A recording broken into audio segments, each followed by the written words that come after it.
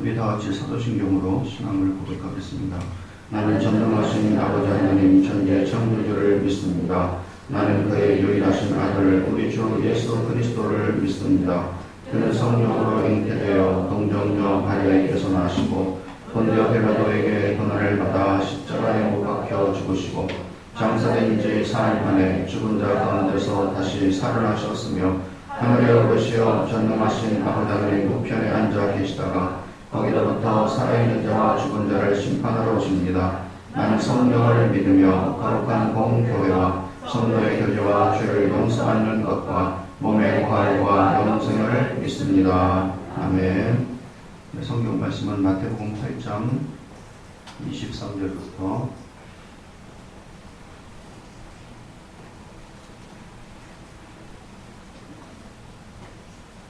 27절까지 어제 있는 말씀 다시 한번 하겠습니다.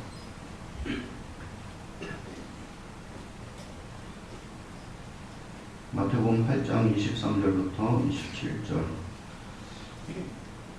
교독을 합니다. 배에 오르심에 제자들이 따랐더니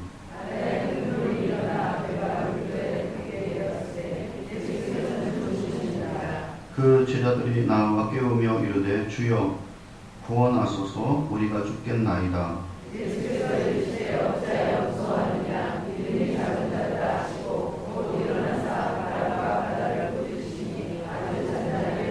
다같이 그 사람들이 놀랍게 여겨 이르되 이가 어떠한 사람이기에 바람과 바다도 순종하는가 하더라. 아멘.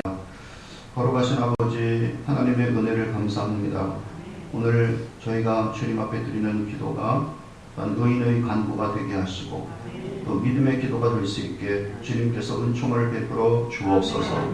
야고보 기자에게 말씀을 한 것처럼 하나님 엘리야의 기도는 곧 믿음의 기도였고 또한 의인의 간구였던 것을 말씀하셨사오니 엘리야 같은 믿음을 갖고 주님 앞에 기도를 드리되 주님 하늘의 문을 여시고 신령한 것과 함께 삶의 풍성한 것으로 주께서 인도하셔서 주님께서 저에게 무엇을 주든지 하나님의 거룩한 영광과 이름을 위하여 귀하게 쓰임받을 수 있는 하나님의 거룩한 축복이 되게 은총을 베풀어 주옵소서. 주님의 뜻이 무엇인지 잘 분별하고 그리고 주님의 거룩한 성령의 능력과 은혜를 힘입어 믿음으로 살아감으로 이 땅에서도 주님께 영광을 돌리며 우리에게 큰 유익이 되며 많은 사람들에게 생명을 공급하는 하나님의 거룩한 백성들 될 수 있게 인도해 주옵소서. 아버지 하나님 오늘 또한 말씀에 주께서 함께 하시길 간절히 원합니다. 오늘 말씀을 영의 양식으로 삼고 말씀을 붙들고 기도할 때 주께서 성령으로 함께하여 주옵소서. 우리 주님 예수 그리스도 이름으로 축복하며 기도하옵나이다. 아멘. 할렐루야. 아멘. 오늘 말씀의 제목은 주여 구원하소서라는 말씀의 제목으로 함께 은혜를 나눠보자 합니다. 어제 말씀 곧 이어서 말씀을 함께 나눕니다. 다음 주에는 믿음의 기도에 대해서 좀 더 여러분께 자세하게 설명을 드릴게요. 자, 일생에 겪어서는 안 되는 어려움을 우리 성도들이 경험할 때가 있습니다. 오늘은 특히 예수님이 제자들과 함께 타고 있는 배가 항해를 하고 있는데 항해 전문가들이 보기에도 이런 파도 또 이런 거대한 물결은 경험을 해본 적이 없는 겁니다. 그래서 주여 죽게 되었나이다. 정말 그런 탄식이 나올 수밖에 없는 그런 일들을 우리가 겪게 된다는 거죠. 바다 깊은 곳에서부터 유동해서 해수면에 도달한 노을은 어마어마한 파도를 일으켰습니다.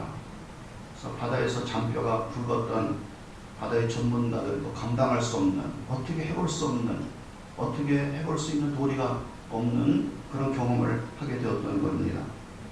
그래서 그들은 예수님께 즉시 도움을 요청했습니다. 우리가 고난을 당하고 힘든 일을 겪고 특히 욕같이 이번에 배를 타고 항해하는 도중에 처음으로 겪는 거대한 파도 앞에서 우리는 이렇게 이야기를 하죠. 왜 내가 타고 있는 배가 이런 문제를 일으킬까? 왜 나만 유독 이런 힘든 일을 겪을까? 이렇게 생각을 할 때가 있는 것입니다. 아닙니다. 나에게만 특별히 이런 어려운 고난이 오는 것은 아닌 겁니다. 어느 누구든지 각기 그 강도가 다를 뿐이지 모든 사람들은 고난이라고 하는 것을 다양하게 경험을 하는 거죠. 성경은 고난이 오는 이유를 몇 가지로 말씀하셔요.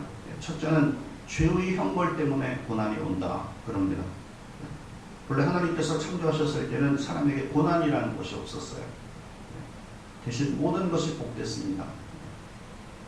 그런데 죄가 오면서 죄의 권세가 사람들의 행복을 빼앗아버리고 만 거죠.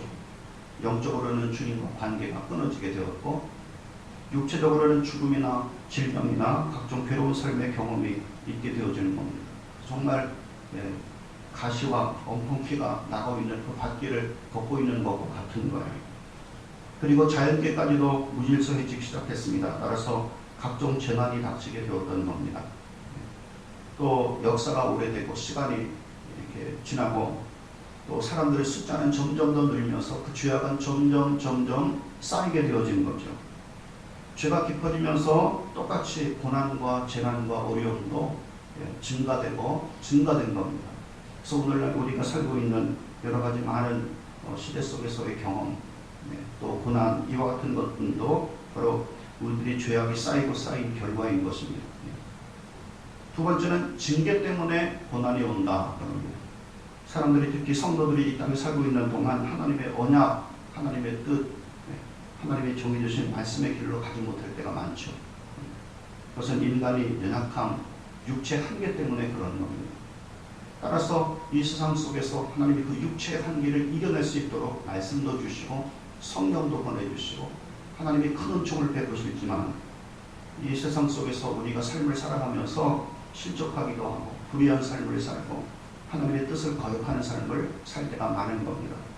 그래서 하나님께서 어떻게 하면 이 나의 핏값으로 산 주님의 백성을 내가 원하는 뜻대로 이끌고 갈 수 있을까라고 해서 주님께서 우리에게 형벌로 내리는 고난이 아니라 바른 길로 제시하시고 이끌고자 하는 고난을 우리에게 허락할 때가 있다고 하는 거죠.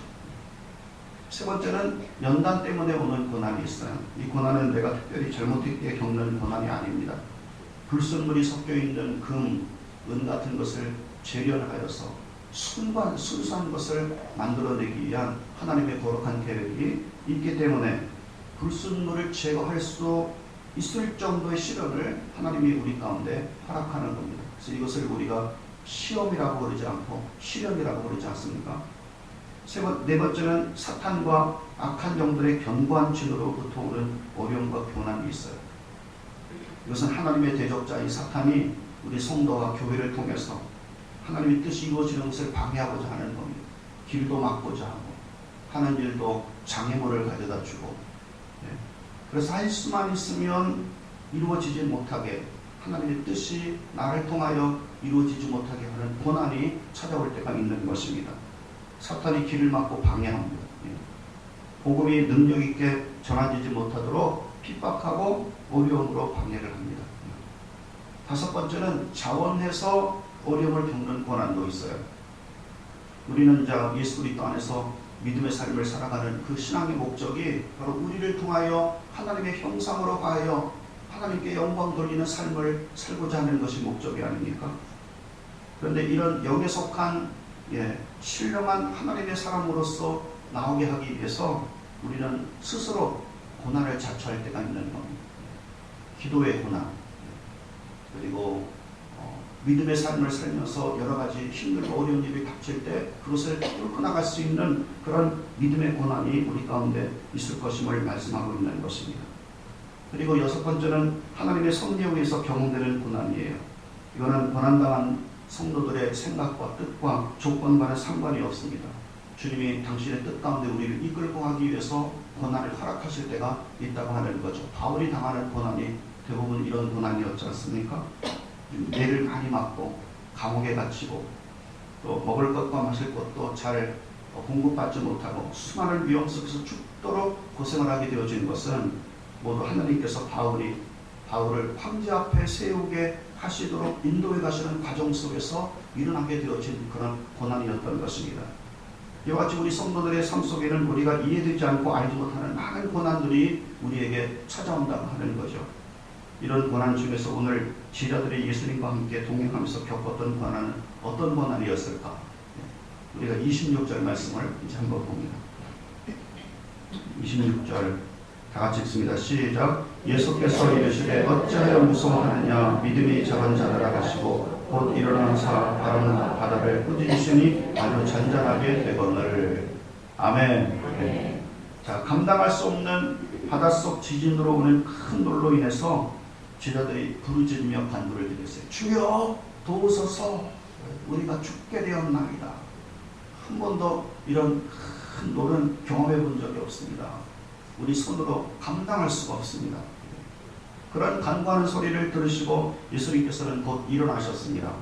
그리고 두 가지를 말씀하셨어요. 첫째는 믿음이 적은 자들아 그러시면서 책망하셨고, 두 번째는 바람과 바다를 꾸짖으셨습니다. 제자들에게 예수님께서 믿음이 적다고 책망하신 것은 제자들이 큰 파도를 보고 처음 경험해 보는 그런 거대한 물결을 보고 무서워했기 때문입니다. 두려움, 무서움, 이것이 혹시 우리 속에 있다면, 혹시 내 속에 의심이 조금이라도 남아 있다면, 안 된다고 하는 생각, 될 수가 있겠어라고 하는 생각이 우리 속에 조금이라도 남아 있다면 그것은 믿음이 아니에요. 무서움과 두려움은 어떤 일을 예상하거나 경험할 때 가지게 되는 불안한 감정입니다. 이때 우리는 온몸까지도 공포에 사로잡혀 떨 수도 있겠죠. 그런 모든 마음, 생각, 행동까지 위축되어서 다음에 무엇을 해야지만 될까라고 하는 것을 잊어버리고 인간의 본능에 따라서, 죄악된 본능에 따라서 행하게 될 것이라고 하는 겁니다. 성경은 무서워하는 것, 두려워하는 것을 극히 경계하셨습니다. 이것은 믿음이 없다라고 주님께서 보셨어요. 두려움과 무서움은 하나님을 믿고 의지한다는 성도들이 앞에 놓여 있는 문제보다 하나님을 작게 여기는 거예요. 하나님은 여러분이 어떤 문제가 앞에 놓여 있든지 그것보다 훨씬 크셔서 그것을 통치하시고 다스리시고 주께서 원하시는 뜻대로 이끌고 가시는 주님이신 것을 의심하지 않고 믿기를 주님의 이름으로 축복합니다. 하나님을 작은 분으로 여기지 마십시오. 하나님께서 그 문제를 능히 이길 수 있을 것인가 라고 조금이라도 의심하지 마십시오. 그래서 하나님이 가장 싫어하는, 혐오하는 단어 가운데 하나가 무서움, 두려움이에요. 하나님을 안 믿는 것이 아닙니다. 나의 구원자, 나의 창조자로 믿습니다. 그렇지만 지금 그 하나님이 나를 이 지진해일같이 거대하게 삼킬듯이 다가오는 때에 나를 건져내셔서 능히 이기게 하실 주님으로는 내가 믿고 있지 않는 거예요.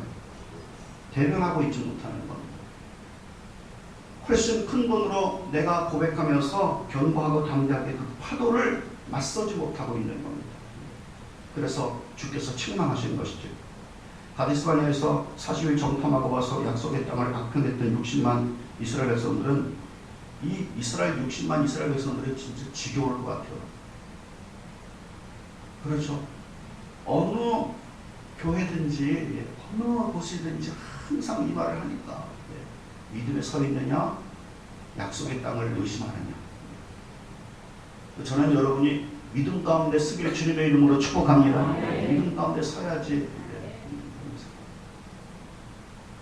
그 땅은 정말 젖과 꿀이 흐르는 땅이라는 것을 인정했습니다. 그러나 그 땅에 사는 백성을 두려워했고 무서워했습니다. 도리어 그들과 비교를 했는데 우리는 그들이 보기에도, 스스로 보기에도 메뚜기 같은 존재라고 그렇게 자기 자화상을 갖게 되어지는 거죠. 사실은 그렇습니다. 거짓말이 아닙니다. 사실을 이야기한다면 그런 겁니다. 사실을 이야기한다면 저희 교회는 아름다운 건물이 없습니다. 다른 교회에서 매력을 느낄 만한 그런 시설을 갖추고 있지 못합니다. 사실입니다. 그들은 거인족들 네피림의 후손들입니다. 그들의 문명은 철기 문명입니다. 그들의 성읍은 하늘을 찔렀고 견고하게 섰습니다. 그들은 모두 용사들이에요. 이것을 비교해보면 이스라엘은 체구가 작고 400년 동안 노예 생활로 병약해져 있어서 정말 이 사람들이 제대로 군사들일까라고 생각될 수 있을 거예요. 이스라엘은 아직도 청동기 석기시대와 같은 삶을 살았습니다. 무기도 칼과 창이 아니라 막대기를 갖고 싸우는 민족입니다. 그리고 40년 광야 생활했던 그 장소에 가보면 옛날에 그들이 맷돌을 만들었는데 돌로 파가지고 맷돌을 만드는 진짜 석기시대의 삶을 그들은 살았어요.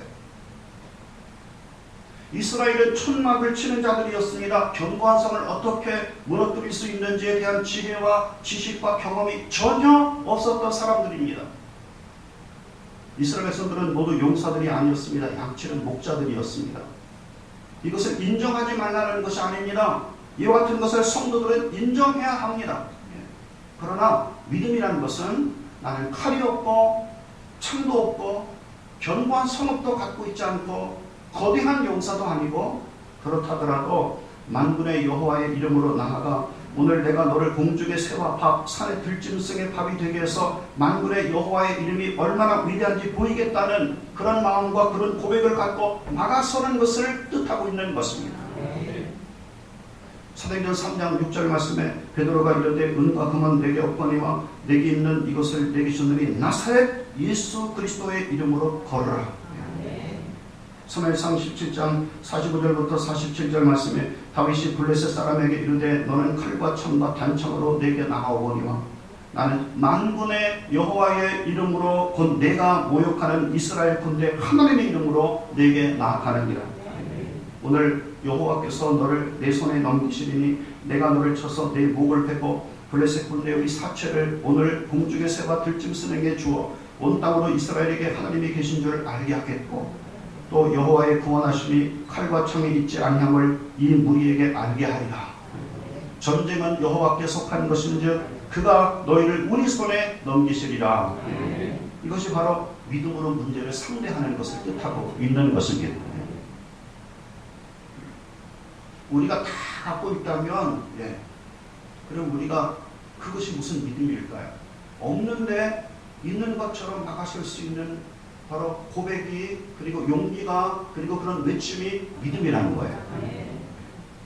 에스겔서 22장 30절 말씀에 이 땅을 위하여 성을 쌓으며 성 무너진 데를 막아서서 나로 하여금 멸하지 못하게 할 사람을 내가 그 가운데서 찾다가 예수님은 그동안 저희들이 예수님과 동행하고 예수님의 사역에 같이 해왔고 예수님이 어떤 분인지 경험했다면 다음과 같이 하기를 원하셨을 겁니다. 파도야 바다야 전능자 주님이 계시는데 넌 왜 요동하고 넘기고 삼키려고 하느냐.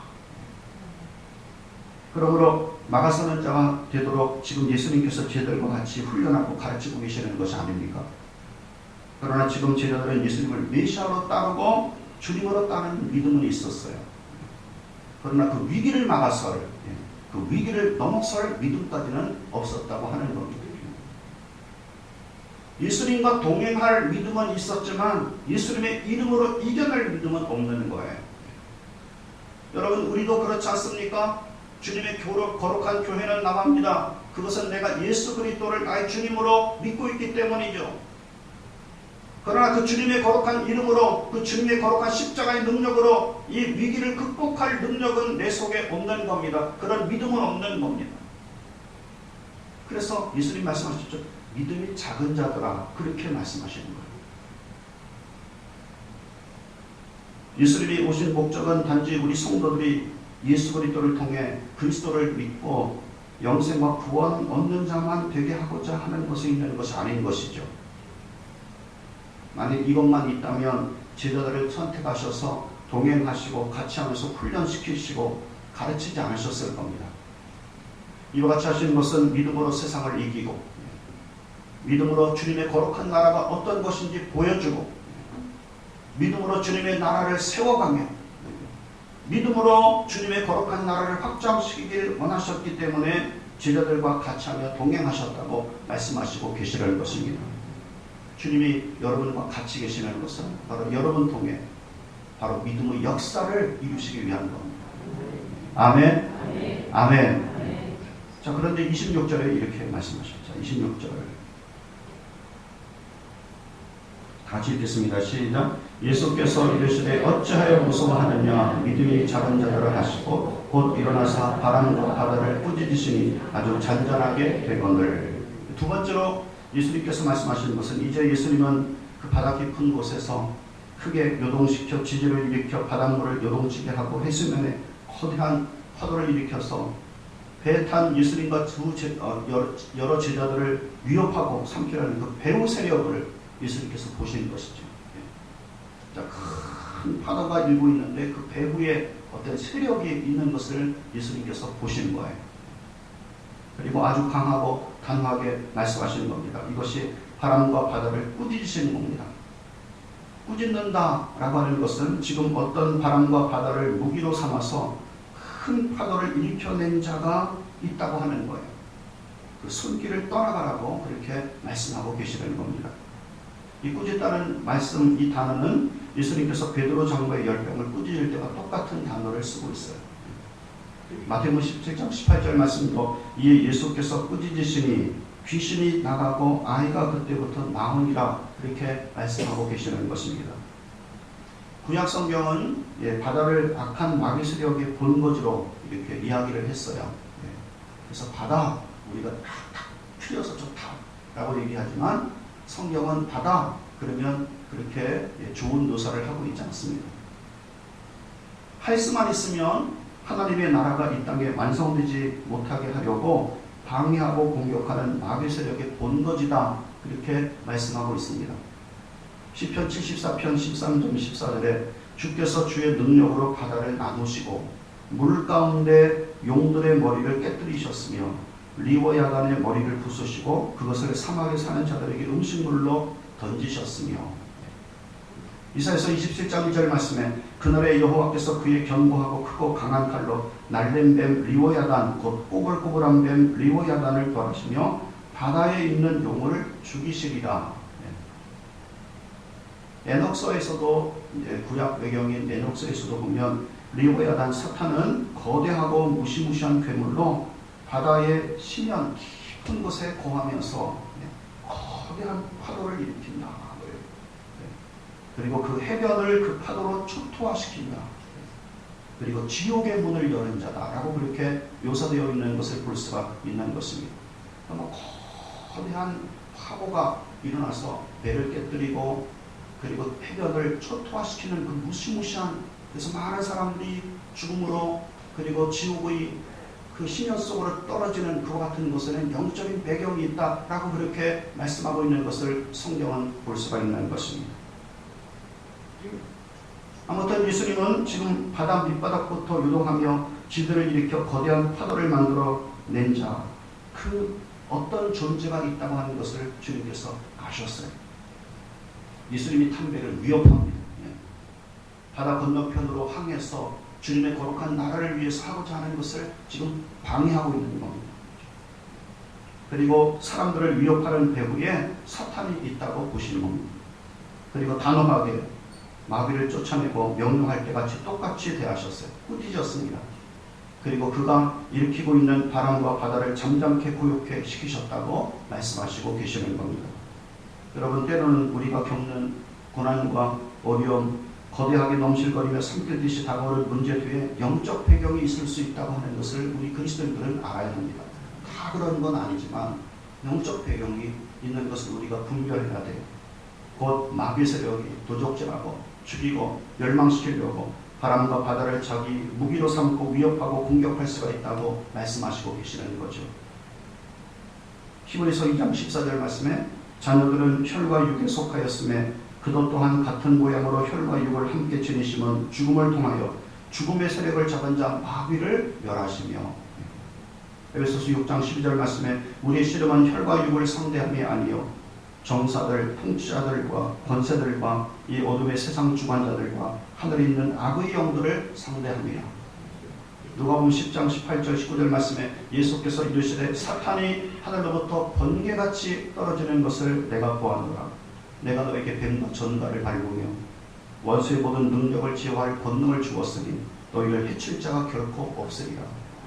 마태복음 16장 18절 19절 말씀에 내가 이 반석에 내 교회를 세우리니 음부의 권세가 이기지 못하리라. 내가 천국 열쇠를 너에게 주노니 내가 땅에서 무엇이든지 매면 하늘에서도 매일 것이요 내가 땅에서 무엇이든지 풀면 하늘에서도 풀리리라. 이와 같이 혹시 우리가 겪는 고난 뒤에 가로막고 방해하고 위협을 하고 어려움을 주고 망하게 만들고 전복시키고 죽이려고 여러 무기를 가지고 다가오는 사탄과 그의 악한 영들의 세력도 있다고 하는 것을 가볍게 여기지 말라 성경은 말씀하고 계시는 것입니다. 왜냐하면 세상에서 인생의 항해 중에 일어나고 있는 많은 일들 중에 마귀에 의해서 생기는 일들이 있기 때문이죠. 따라서 주님의 교회와 그리스도인들은 늘 경성하고 영적 분별력을 가지고 기도하면서 성령의 능력으로 살아갈 것을 말씀하시고 계시는 것입니다.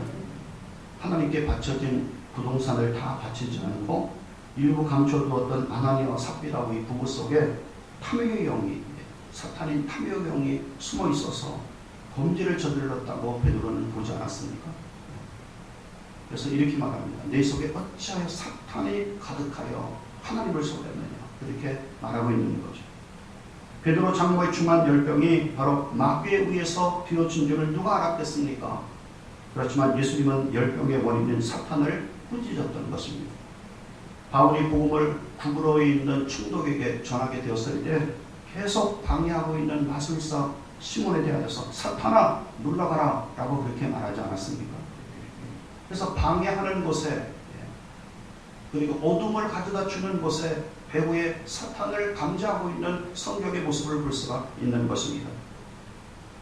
그런데 사랑하는 여러분, 우리들의 위치는 어디 있습니까?